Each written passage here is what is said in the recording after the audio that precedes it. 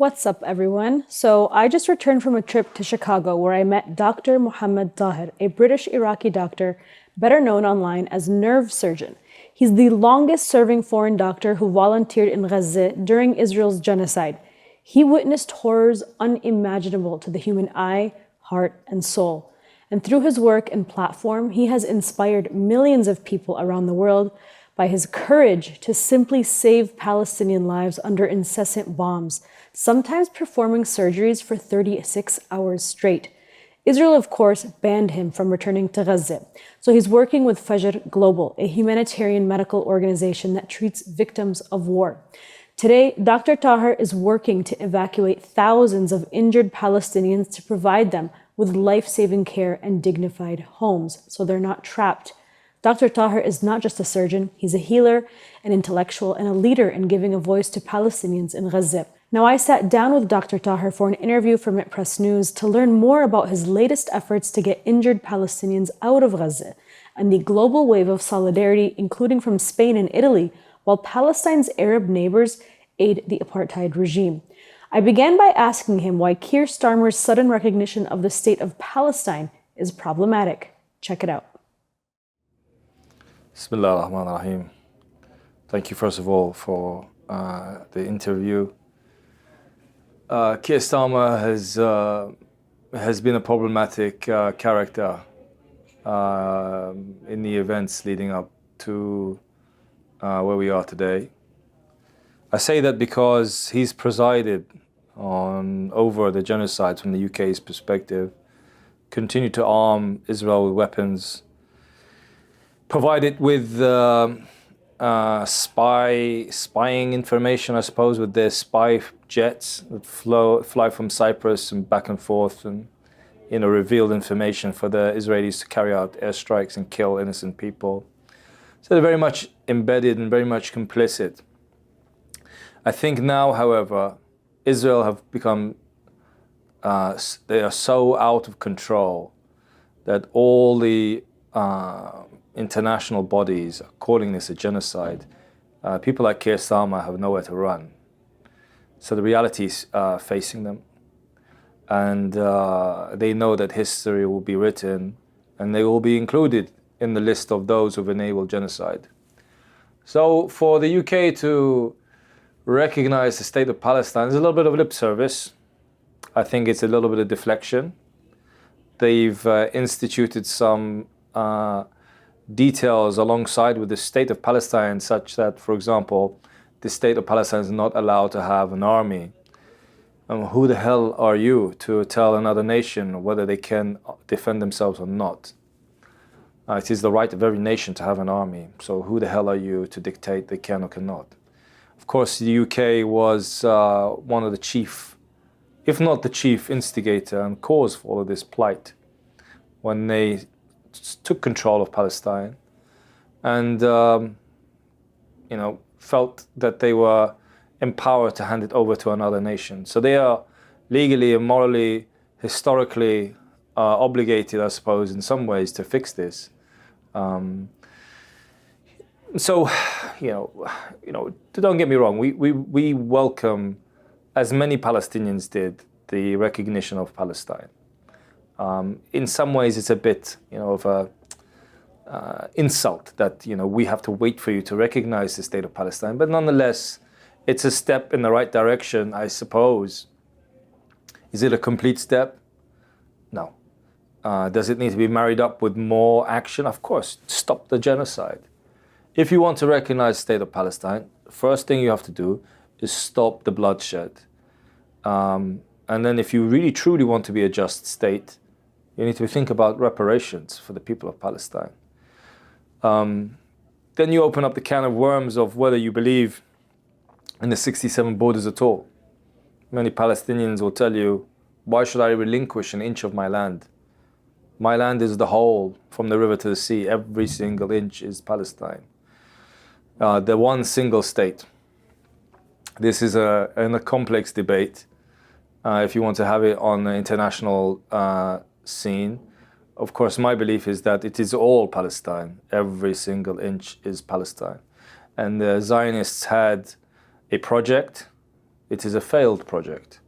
It is a project that is elbows deep in blood.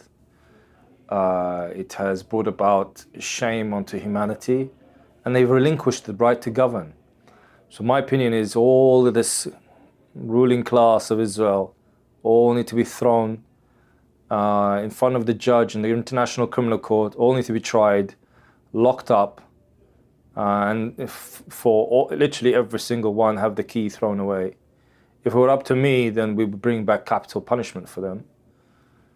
And the land handed back to the people of Palestine. Then you have the question of, what do we do with the Jewish population? Well, for sure, there was a Jewish population that lived there. And they should continue to live there in peace, as they have always done under Islamic Muslim rule.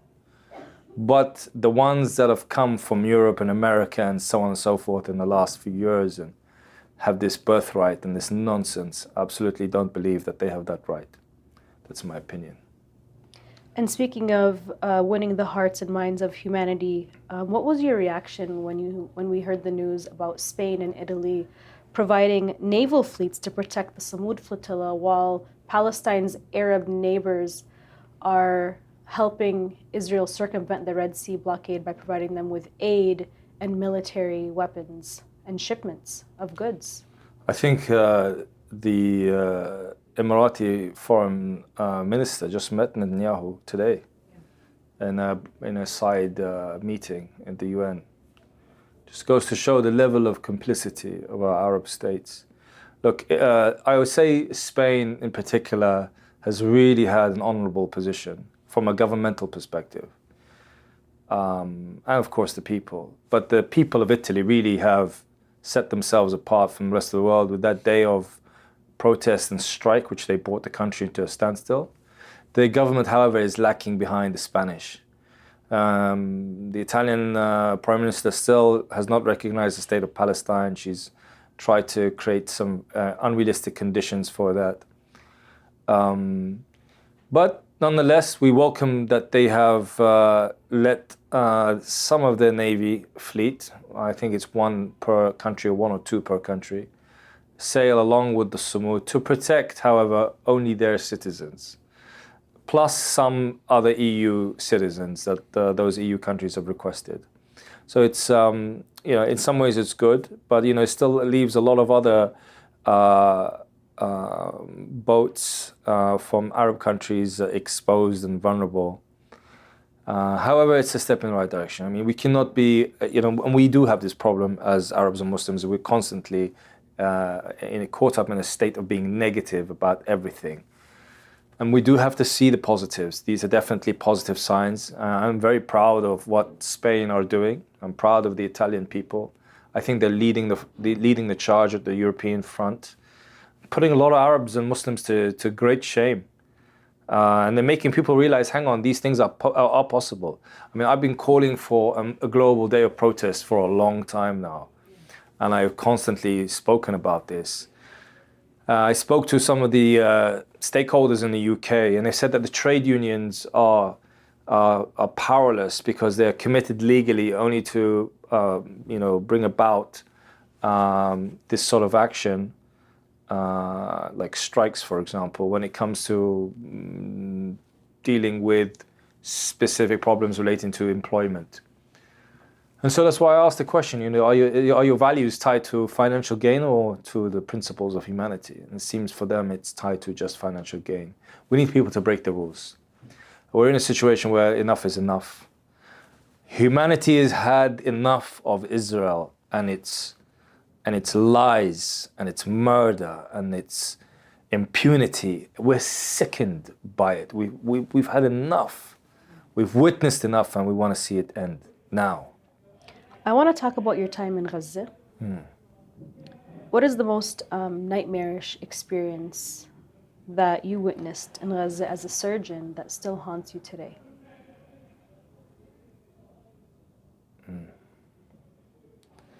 Gaza is full of painful memories, to be honest. It depends on the day and the moment that you ask me. I remember the feeling of helplessness many a time in the ERs, of the hospitals, in particular Shuhada al-Aqsa, when we were drowning patients and people were dying all around us, including children, and we couldn't stop it. We had to choose between which child to give a ventilator to and which child to die. And when we would be faced in the context of a mass casualty and the child would lose his pulse, and we would not be able to resuscitate him because we don't have the manpower or the resources to commit to a CPR for one person in and amongst all this death. I'm troubled sometimes when I ask myself, could I have done more for this person? Was there more I could have done for this person? But I know that really I gave my heart and my soul. I pushed my body and all my team to the beyond the limit. We worked day and night, that's why our slogan became Hatta Matla' al-Fajr, until the rise of dawn. And soon even, because we'd operate until dawn prayer, but even like we would go beyond that. We would operate for 36 hours straight. But it's the dead children that sometimes I remember. They have lifeless bodies. Some of them with bullets in their heads. Some of them with shrapnel injuries to their torn limbs and abdomens and thorax. I often remember the mother of one of our girls that we've evacuated, actually, Zaina. So one day in the north of Gaza, we were hit with an influx of patients. We were told actually one of our colleagues was killed in that same strike. He was found, just his upper half was found, his lower body was missing. His name was Abu Amin. May Allah accept him. Then the team were distraught. The team were on the floor crying in pain and hurt. And then we had the influx of patients. And I was a young female, 21 years old, or 22, thereabouts. And I just looked at her body as they brought her to the operating room. And it was destroyed. She had an open skull fracture. The part of her chest was completely missing, and I was seeing her ribs. Ribs were broken, and her lung was inside and was covered in mud and dirt inside the thoracic cavity. She had penetrating injuries to her abdomen.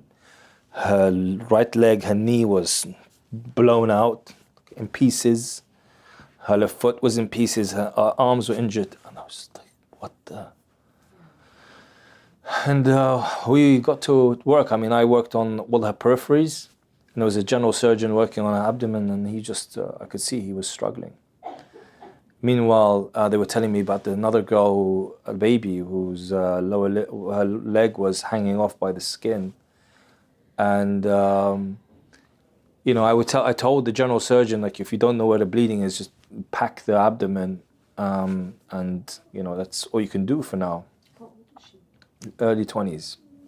So I went into the other room, and then I saw this baby, 8 months old, and her leg was hanging off, but she was covered in shrapnel injuries.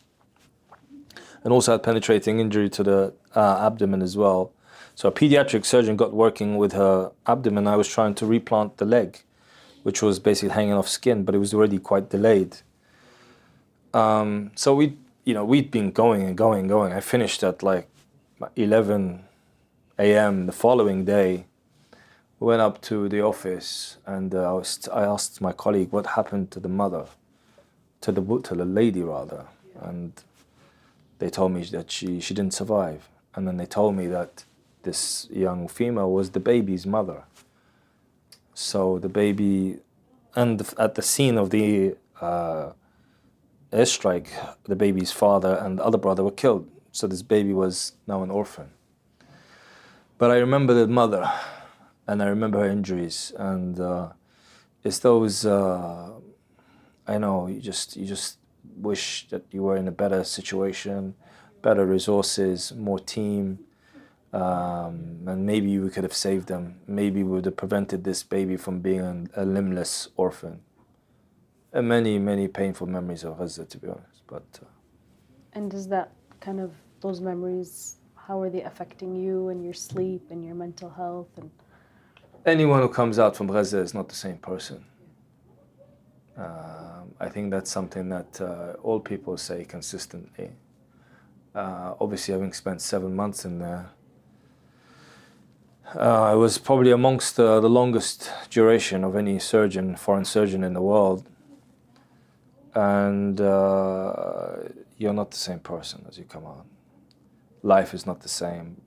You're not motivated by maybe the things that you were when you were young, about having a nice car and a nice house and a nice family, and you go on holidays and nice restaurants and whatever. Just all of a sudden, that whole thing just shatters. It's not important anymore.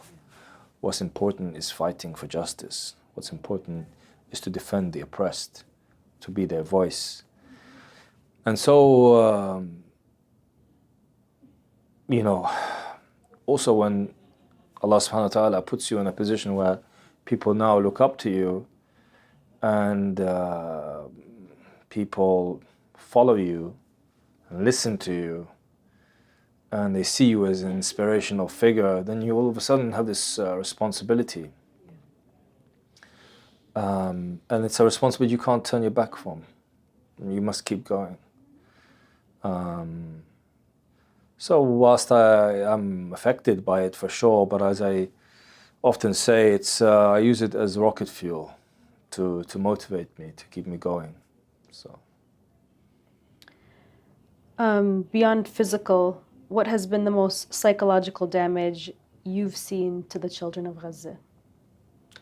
All the children of Gaza are psychologically damaged. All of them. And the ones that come out, they manifest strange behavior. And there have been incidents, obviously I cannot tell you about, that have shocked me. As this behavior of a child or children with post-traumatic stress manifests. It's shocking, really. These kids have been through a lot. Some kids, obviously born in the war, born in the genocide, only knew genocide, and then were killed in genocide. And that sums it up. That sums up what this is about, really. This is an extermination of a people. They've tried to exterminate them physically. They've tried to exterminate them academically.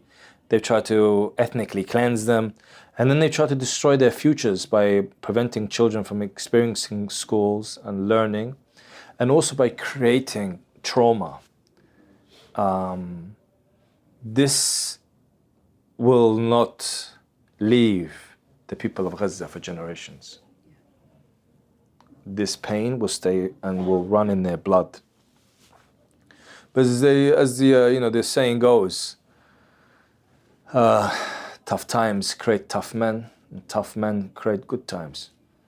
And I'm confident that the people of Gaza will fight for their liberty and their freedom, and Israel will collapse and will not succeed. Their childhoods have been ripped away from them completely. Yeah. And as a Palestinian myself, who as a child saw children getting shot at, buildings being blown up, knowing there's families inside, that completely traumatized me. But like you said, I had the privilege of living in the West, like you, and that was used as that trauma was used as the rocket fuel, as you described it, to build a media organization and for yourself to continue your medical work. What is the most dire medical needs that Gaza needs right now? What Gaza needs more than anything right now is for the killing to stop. The genocide must come to an end. Netanyahu must stop killing the people of Gaza. This is the first, the most important, the most effective, life-saving, life-preserving measure, more than anything else you can think of, more than food, more than medicine, more than anything. Just stop this God-forsaken genocide. This is the first intervention. As I said, this is the thing that's going to work the best. After that, then it's a quagmire. It really is, because you have a destroyed infrastructure. No hospitals, no schools, no roads, no universities. Homes have been leveled now. Even those buildings that were left in the city of Gaza been blown up. All the towers. I mean, I don't even know how many towers now. At one point, it was like 50 in the space of 36 to 48 hours. 50 towers. God knows if anything's left. How do you rebuild a society from that? How can you turn around and say to the Gazans, no, you must stay patient, you must stay firm, you must stay steadfast and live in this squalor, because we believe that we should remain in our land. And you haven't even done anything. You sit at home, you fill your belly with food, and you go to sleep. You wake up, you go to work, you go on holidays, and then you bark all these orders at the people of Gaza. All these, and you mention all these all this moral framework of remaining steadfast in your land. Honestly, it's hypocrisy.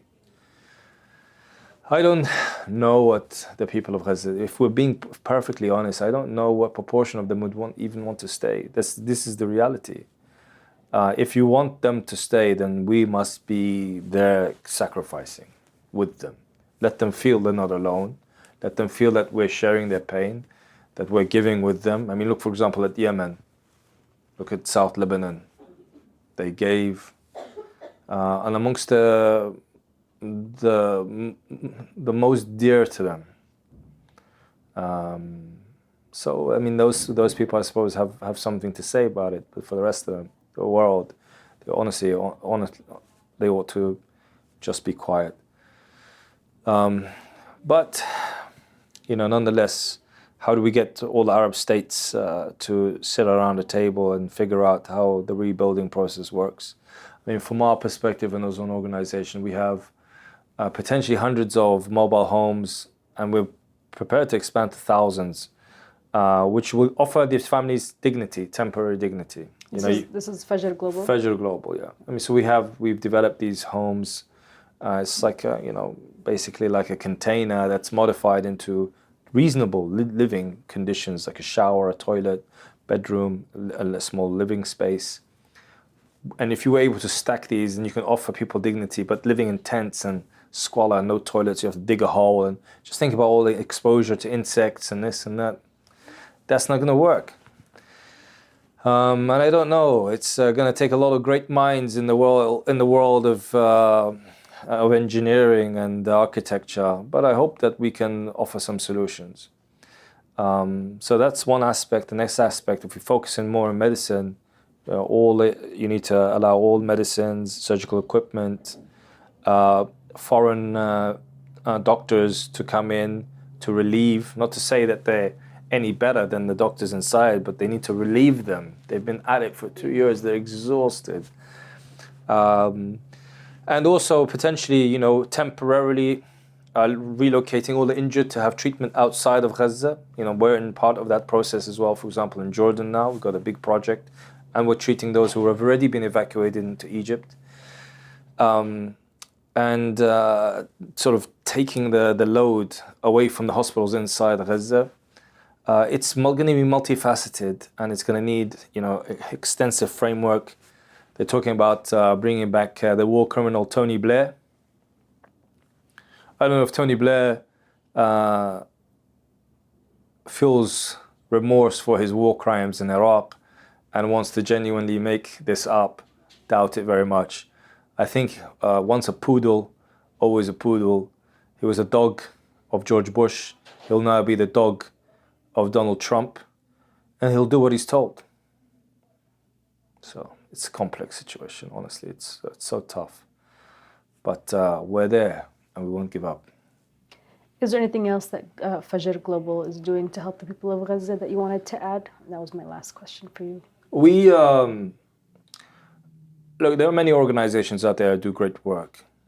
The problem is, a lot of the work that organizations do are either they're duplicated, There's no collaborative or teamwork involved between organizations.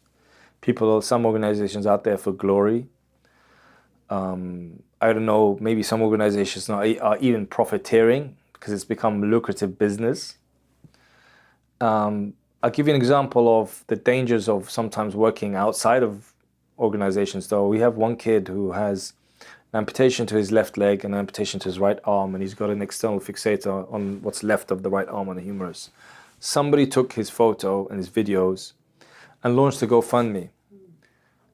And it raised $100,000 in his name. They stolen the money and ran. And we asked the family, "Are you guys, is this related to you?" And they said, "Absolutely not. We know nothing about this." The family responded with, "Hasbi Allah wa ni'mal wakil fihum." So there's a lot of exploitation. The people know me, the people of Gaza know me, what I stand for, what I represent. There's no amount of money in this world that can buy me, or my voice, or my words, or my actions. There is no price. I'm with Fajr because there's no organization that's perfect, but it is the best of the organizations there. And I can influence them in ways that I see is the most beneficial for these causes. And they listen. People have different visions, but we come together, we have like a shura, and we decide. And for example, when we realized we were banned from Gaza, I said we needed to do something. We needed to act more than just working on evacuation. We needed to help with the starvation. And so we did one of the bigger initiatives, $1 million initiative that we used to purchase locally grown vegetables by local farmers. Believe it or not, they still exist. Yes, ridiculous prices. That's the reality. And fed thousands of people with it. And we continue to help in that front. We've throughout the years, obviously I was there for three missions, seven months. I performed nearly 1,200 operations there. My colleagues also came and went. They also contributed in other specialities. So there was a large footprint. But the problem is we were too successful at helping and too successful at conveying the reality. And so Israel blocked us. So then we're faced with this challenge. What do we do next? So we continue to support, as I said, from a food and water program sort of way. But really now our focus is on medical evacuation. Even if you were in Gaza, even if I were in Gaza, there are some operations you cannot do because you don't have the equipment, you don't have the conditions, people don't heal well, and so on. So the best thing for these complex cases is to come out of Gaza and to be treated outside of Gaza. And we're working on those most complex cases, the ones that most other organizations shy away from because they're either too costly or too much of a headache. And we're working on those, and we're working to help those freshly injured, children and women to come to Jordan and other places. We also got a huge project in Egypt. As I said before, we're working on education, working on surgeries for patients there, and also on mental health support. There's about 100 to 150,000 Gazans in Egypt that evacuated in the first half of this war, genocide rather. We've also evacuated them to other countries, including the US, and we're also working to evacuate them to places like South Africa. We've worked very closely with the WHO to evacuate many others to Europe. We also have long-term vision of, when the ceasefire occurs, inshallah, what do we do immediately after? And for example, as I said before, we have the mobile home units that we've looked to set up. We had a field hospital ready to go in that was blocked by the Israelis. From my perspective, although, this is solely outside of Fajr, but, it's come through my work with Fajr, I got the promise of the Iraqi government to build the Iraqi hospital in Gaza. a bricks and mortar hospital. So that's ready, to be funded immediately on day 0. So we have plans now, and we have plans for day 0 after the ceasefire, inshallah. And we're staying ready. And if time comes where, we can start getting in food aid and whatnot, we're ready too. Inshallah, we do our best for them. Can I ask you if you have hope, or how your faith plays a role in any hope that you may have? Allah subhanahu wa ta'ala says, وَلَا تَقْنَطُوا مِنْ رَحْمَةِ اللَّهِ. So we can never be or feel hopeless from the mercy of Allah subhanahu wa ta'ala. Challenges have come for people before Gaza. It came to the people of Syria, it came to the people of Lebanon, it came to the people of Iraq. It came to many people throughout the generations. Even Baghdad at the time of the Mongols. Even Palestine at the time of the Crusaders. So challenging times have come upon our ummah. This is the fitna for us today. Allah subhanahu wa ta'ala is watching what we are doing. The tragedy of today, the particular tragedy of today, is the betrayal.